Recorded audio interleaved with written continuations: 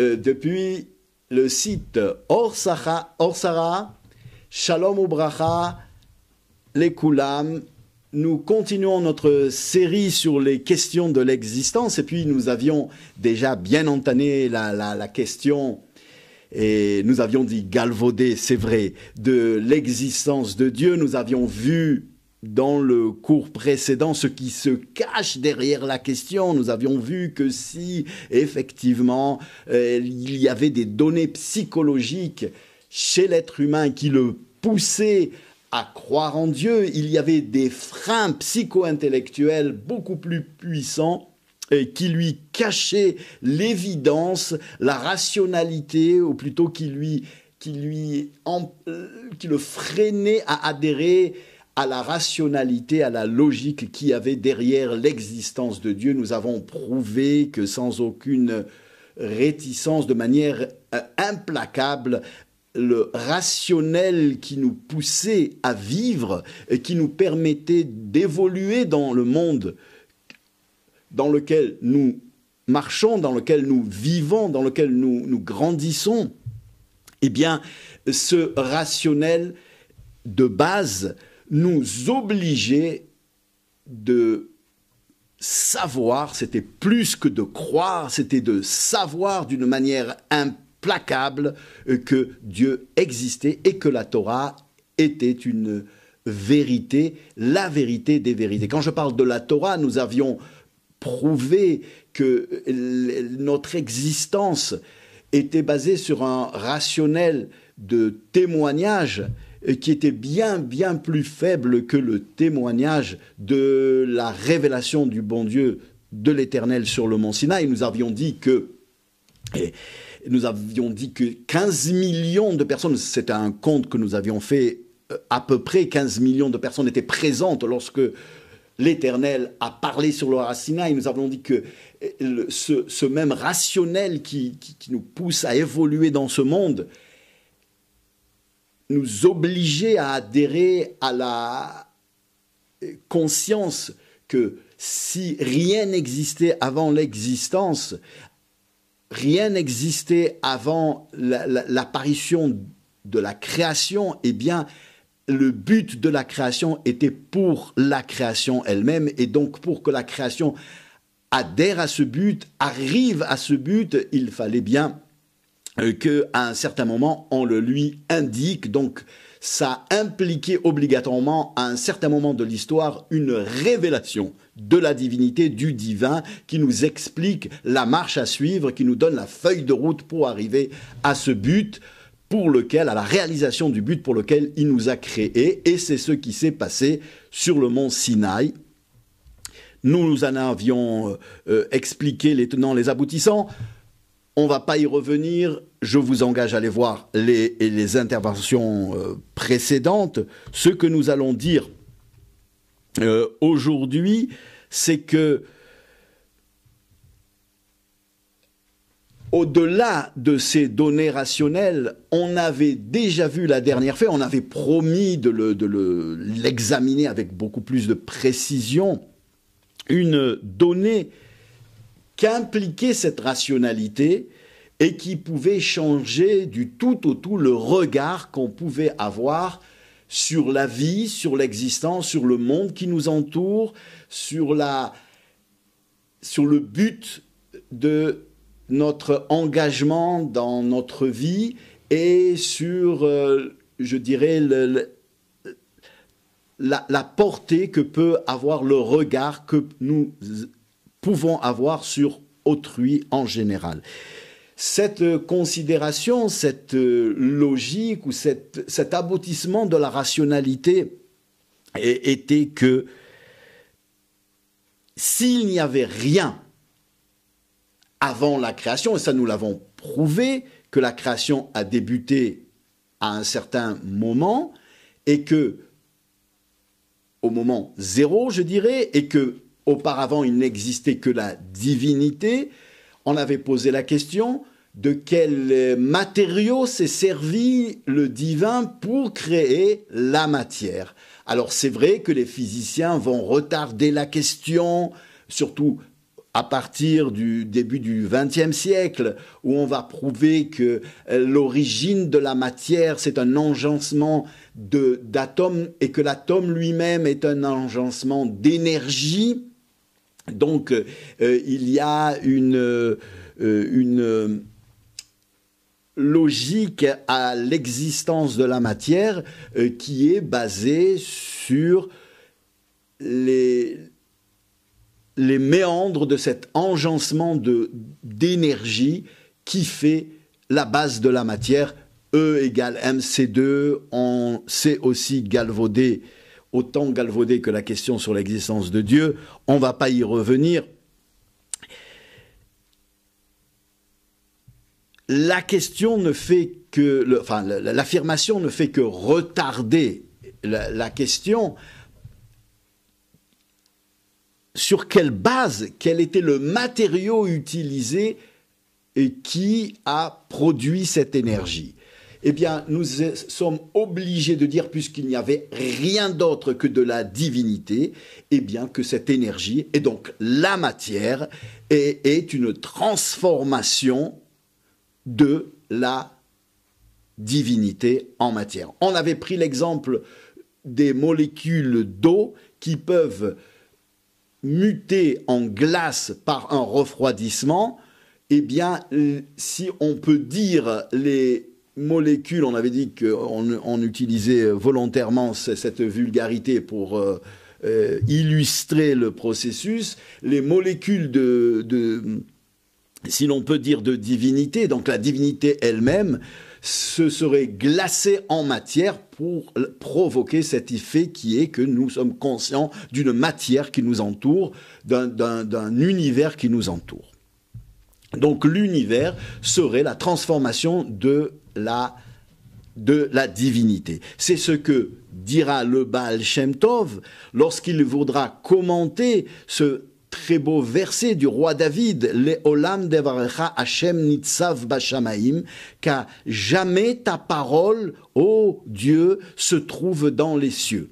Eh bien, les mots que Dieu aurait prononcés, si on veut reprendre le vocable de la Torah lui-même, pour la création des cieux, que le ciel soit, qu'il y ait un firmament entre les eaux, eh bien, ou plus haut encore, l'existence de l'énergie, de la lumière elle-même, par les mots « Yéhi or que la lumière soit », eh bien, ces mots seraient d'une certaine manière, et ça encore c'est une vulgarisation de la chose pour illustrer le concept, seraient éternellement prononcés par le divin pour que la lumière soit. Et il suffirait que le divin arrête de prononcer ces mots, que la lumière soit, ou que le firmament soit, ou que la matière soit, pour que ces choses-là disparaissent de la réalité. On n'a pas besoin pour faire disparaître l'univers de le faire exploser, de le faire fondre, de le faire brûler. Il suffirait que la divinité arrête de vouloir qu'il existe. Il n'existerait pas puisqu'il n'est que de la divinité en transformation, de la divinité qui se mue pour que nous la percevions en tant que matière en matière. L'exemple que nous avions donné, c'était l'exemple de l'eau et de la glace. On pourrait donner un autre exemple qui consisterait par exemple à imaginer un homme dans le désert et qui voudrait boire à la rivière qui se présente, la première rivière qui se présenterait devant lui. Il n'a rien, il n'est pas équipé, il cherche un ustensile, une tasse, un verre pour pouvoir boire, il n'y en a pas. Or, il a très très soif. Alors, il va prendre ses mains, il va les mettre en forme de récipient, en forme de tasse, il va les remplir d'eau et il va s'abreuver. À ce moment-là, il boit à l'aide d'un ustensile, d'un verre, d'une tasse. Mais en fait, cette tasse, ce sont ses mains. C'est la formation de ses mains en forme de tasse. Ce n'est pas une véritable tasse, bien que pour lui, oui, ça en est une, parce que ça lui permet de boire. C'est un récipient, un véritable récipient. Peut-être pas une tasse en verre, mais c'est un récipient, un véritable récipient, un véritable réceptacle de l'eau qui lui permet de boire. Mais pour le faire disparaître, il n'a pas besoin de le faire exploser, il n'a pas besoin de le désintégrer, il n'a pas besoin de le brûler, il suffit d'écarter les mains, de les remettre à leur place. L'ustensile n'existe plus. Est-ce qu'il existait auparavant? Oui, il existait, mais il était la forme des mains. Est-ce que l'univers existe? Est-ce que la matière existe? Oui, mais elle est la forme que prend le divin pour nous donner cette impression que nous sommes dans un univers matériel. Ça ne veut pas dire que l'univers n'existe pas, que la matière n'existe pas, ce n'est pas un rêve, c'est une réalité, comme le récipient était une réalité, mais le matériau utilisé pour ce récipient était, en l'occurrence, les mains du buveur. Le matériau pour l'existence de la matière, de l'univers, est la divinité. Un autre exemple qu'on pourrait donner, c'est le bec de gaz. Vous avez un bec de gaz que vous allumez. Et puis, bien sûr, il y aura la flamme. La flamme, c'est une transformation du gaz en énergie lumineuse qui nous donne et d'autres transformations. On ne va pas rentrer dans la complication chimique de la transformation du gaz en flamme, mais c'est une chimique ou physique, mais c'est une transformation du gaz en énergie lumineuse, en flamme. Archav, maintenant, si je veux détruire cette flamme, je veux supprimer cette flamme. Je n'ai pas besoin justement de la détruire. Je n'ai pas besoin de l'arroser avec de l'eau, je n'ai pas besoin de la désintégrer, je n'ai pas besoin de... Il me suffit d'éteindre le robinet, c'est-à-dire de fermer plutôt de... Voyez, c'est un lapsus révélateur. Je n'ai pas besoin d'éteindre la flamme, il me suffit de fermer le robinet. Le robinet, une fois fermé, la flamme disparaît. Ce n'est pas de la magie, c'est uniquement que le gaz s'était transformé en flamme, ou dit d'une autre façon, que la flamme n'était que du gaz qui nous apparaissait par le biais de la chaleur, nous apparaissait comme une flamme avec tout ce que ça a de réel, de chaud, de brûlant, d'éclairant, etc., etc. Eh bien, la matière, c'est une apparition du divin avec tout ce qu'il y a de réel et de matériel dans notre existence et dans notre condition et dans les conditions de notre existence. Si je considère cette chose-là, qu'est-ce que cela implique dans ma vie de tous les jours? Alors, d'abord, ça implique que je pratique une mitzvah, parce que nous avions déjà expliqué que la gymnastique intellectuelle qui consistait à prouver la rationalité de l'existence de Dieu était une mitzvah. On avait une mitzvah de croire en Dieu, et comment y croire, quelle faculté physique, puisque toutes les mitzvot sont des transformations des données physiques de notre existence. Eh bien, quel est le côté physique de l'existence qu'il faudra engager pour accomplir la mission de croire en Dieu? Eh bien, le Rambam avait répondu en disant « c'est la matière grise du cerveau, certes une forme plus éthérée de la matière, mais c'est quand même une gymnastique de la matière grise du cerveau qui nous permet d'accomplir cette mitzvah en adhérant à la rationalité qu'il y a derrière l'existence de Dieu. Eh bien, de la même manière, adhérer à la rationalité, et même plus qu'à la rationalité, à la transcendance de la conscience du divin à l'intérieur de l'existence de la matière et comme essence de l'existence de la matière et de l'énergie qui fait l'existence de l'univers, eh bien, on accomplit une mitzvah qui consiste à unifier Dieu. C'est une autre mitzvah, la mitzvah d'unifier le Créateur. Cette mitzvah est atteinte justement de cette manière-là. Et d'une manière aussi plus sophistiquée, nous le verrons peut-être à d'autres occasions, mais déjà, lorsque je marche dans la rue, lorsque je suis assis dans l'autobus ou dans le train, dans le métro, que j'attends à la queue au guichet, devant le guichet de la poste ou de la banque, eh bien, ou tout simplement quand je me promène dans la nature, eh bien chaque chose que je vois autour de moi, si je l'imagine comme la réalité de la chose, c'est-à-dire si je comprends que c'est une transformation, une expression de la divinité qui fait la réalité de la chose, que chaque feuille d'arbre, que chaque nuage dans le ciel, que chaque abeille qui vole, que chaque fleur que je verrai dans les champs, que chaque petite fourmi qui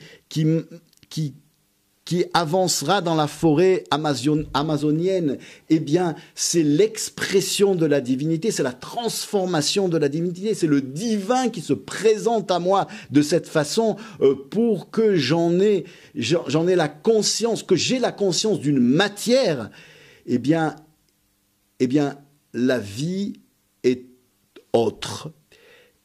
C'est vrai que j'accomplis une mitzvah, comme on vient de le voir, la mitzvah d'unifier Dieu, parce que à ce moment-là, toute l'existence n'est qu'une seule chose, n'est que l'expression de la divinité, mais dans ma vie de tous les jours, eh bien, l'existence a une autre couleur, a un autre goût, parce que je comprends d'une manière parfaite. Faites-le. Je vous conseille de le faire. On a très souvent le temps de contempler ce qui se passe autour de nous, et si on ne l'a pas, eh bien, ça vaut la peine de le prendre. Chaque feuille d'arbre, chaque épine de pin, chaque pétale de marguerite, chaque petit insecte qui vole dans le ciel, chaque étamine, chaque graine de pollen de chaque fleur dans le monde est l'expression de la divinité. Regardez-les de cette manière-là. Et regardez tout ce qui nous entoure et nous a entourés et nous entourera de tout ce qui existe et a toujours existé dans le cosmos, dans l'univers. L'histoire de l'histoire avec un grand H. La vie de tous les jours, la vie de chaque cellule de mon corps, de chaque fibre de mon existence, de chaque atome, de chaque cellule, de chaque molécule, de chaque mitochondrie, de chaque cellule de mon corps, n'est que l'expression, la transformation du divin afin que je perçoive une condition matérielle à mon existence. Alors, si tout ce qui m'entoure est de la divinité et que je le conçois de cette manière-là, alors il est évident que je comprendrai la providence divine, la surveillance, la présence de Dieu autour de moi d'une toute autre façon. Et que je prendrai mes soucis, mes espoirs, mes quêtes de toute une autre vision des choses, une autre perception de l'existence, et ça me rapprochera vraiment de Dieu, parce que Dieu est réalité, nous l'avons prouvé, et que se rapprocher de la réalité, se rapprocher du réel, s'écarter du leurre que le virtuel m'impose, eh bien, c'est transcender peut-être ce frein psycho-intellectuel qui nous empêchait d'adhérer à la rationalité. Nous avions dit, et nous le répétons, que Dieu aurait pu faire le monde différemment. Il aurait pu créer la matière d'une autre façon. Et à ce moment-là, elle n'aurait pas été... Le contact avec le réel n'aurait pas été un contact rationnel. Or, les conditions de notre existence, les conditions de notre évolution dans ce monde sont basé sur une rationalité, et le bon Dieu a voulu qu'on reste dans ce cadre de rationalité. C'est pour ça qu'il a conçu la matière de manière tout à fait rationnelle, telle qu'on vient de l'expliquer, puisqu'il n'y a pas plus logique que de dire que la matière est une transformation, une expression de la divinité, puisqu'avant la matière, rien n'existait, il n'y avait que la divinité, donc le seul matériau avec lequel il a pu faire la matière, c'était avec la divinité elle-même. Tout ça, nous allons le voir, le goûter, le sentir, le toucher très rapidement lorsque le Mashiach viendra. C'est une prophétie du Rabbi de Lubavitch à laquelle nous sommes enjoints de croire, d'adhérer comme le bon Dieu nous le demande lui-même, l'Éternel nous demande lui-même sur le mont Sinaï. L'adhérence aux prophéties des prophètes est quelque chose d'obligatoire dans le judaïsme, c'est un commandement, et en plus c'est ce que le Rambam affirmera comme un principe fondamental du judaïsme. Une prophétie du Rabbi, la prophétie essentielle du Rabbi de Lubavitch était de nous préparer à la venue incessante du Messie, du Mashiach, à la rédemption, à la Geoula Amitit Ve'Ashlema. Eh bien, il est évident que lorsque le Mashiach viendra, nous n'aurons plus ce frein psycho-intellectuel, cet effort pour adhérer à ces choses-là. On les verra, on les goûtera, on les sentira, on les touchera. La vie, le monde, la nature, la matière n'aura pas changé. Le Rambam lui-même nous enjoint surtout de ne pas croire que les lois de la nature vont changer, que le monde changera, mais pourtant, tout changera, parce que le regard qu'on aura des choses, la sensation, la musique avec laquelle on vivra sera tout à fait différente, ne serait-ce que dans la vision qu'on aura du prochain, l'amour qu'on aura du prochain, si on considère tout ce qu'on vient de dire aujourd'hui. Eh bien, il ne nous reste qu'à nous souhaiter que ce soit vu, entendu, goûté et touché par l'arrivée du Mashiach le plus rapidement possible et le plus concrètement possible. Amen.